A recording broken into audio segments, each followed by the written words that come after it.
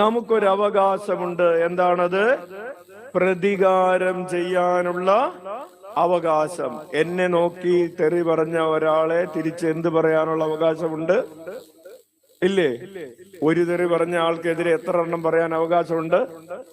അല്ലെങ്കിൽ ഒരു കൊച്ചു വന്നിട്ട് പറഞ്ഞു, അച്ഛാ അവൻ എന്റെ അപ്പനെ വിളിച്ചെന്ന് പറഞ്ഞു. എന്നിട്ട് നീ എന്ത് ചെയ്തു? ഞാൻ അവന്റെ അപ്പനും അമ്മക്കും വിളിച്ചെന്ന് പറഞ്ഞു. അപ്പൊ കടന്നു. അപ്പൊ പ്രതികാരം ചെയ്യാൻ അവകാശമുണ്ട്. എന്നോട് കളിച്ച അങ്ങനെ ഇരിക്കും. അപ്പോൾ ആ അവകാശത്തെ കുറിച്ച് ഈശോ പറയുകയാണ്, പ്രിയപ്പെട്ടവരെ, പ്രതികാരം നിങ്ങൾ തന്നെ ചെയ്യാതെ അത് ദൈവത്തിന്റെ ക്രോധത്തിന് വിട്ടുകൊടുക്കുക. നിങ്ങളല്ല അത് ഉപേക്ഷിക്കുക, അവകാശം ഉപേക്ഷിക്കുക. നിങ്ങൾക്കെതിരെ ചെയ്ത ഒരു ദ്രോഹത്തിന് തിരിച്ച് ദ്രോഹം ചെയ്യാൻ നിങ്ങൾക്ക് ഒരുപക്ഷെ നമ്മൾ ഭൗമികമായി സംസാരിക്കുമ്പോൾ ഒരവകാശമുണ്ടെങ്കിലും ദൈവികമായി അതില്ല. അതെനിക്ക് വേണ്ട എന്ന് പറഞ്ഞ് ഉപേക്ഷിക്കുന്നതാണ് എന്ത്? ആത്മപരിത്യാഗം. എന്നോട് മിണ്ടാതെ നടന്നാൽ ഞാനും മിണ്ടാതെ നടക്കും. അങ്ങനെയുണ്ട് പ്രതികാരം. എന്നോട് മുഖം വീർപ്പിച്ചാൽ ഞാനും മുഖം വീർപ്പിക്കും. എന്നെ കണ്ടപ്പോ മുഖം തിരിച്ചവരെ കാണുമ്പോ ഞാനും. ഒരാള് വഴിക്കൂടെ, വേലിയുടെ വഴിക്കൂടെ പോവായിരുന്നു. അയാള് പെട്ടെന്ന് കാർക്കിച്ച് തുപ്പി.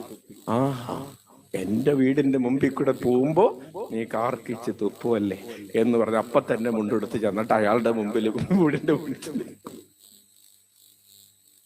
ഹല്ലേലൂയ.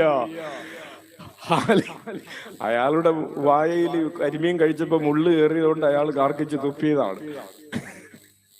ഓക്കെ, പറഞ്ഞു വരുന്നത് പ്രതികാരം ചെയ്യാനുള്ള അവകാശം ഉപേക്ഷിക്കുക. പ്രിയപ്പെട്ടവരെ, ഈശോ പറഞ്ഞൊരു കഥയുണ്ടല്ലോ, ഒരാൾക്ക് 10,000 താലന്ത് ഇളച്ചു കിട്ടി.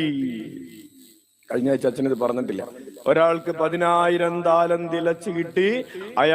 അയാളിൽ നിന്ന് 100 ദനാറ എടുത്തുകൊണ്ടുപോയവനെ കണ്ടപ്പോൾ അയാൾ എന്ത് ചെയ്യാണ്?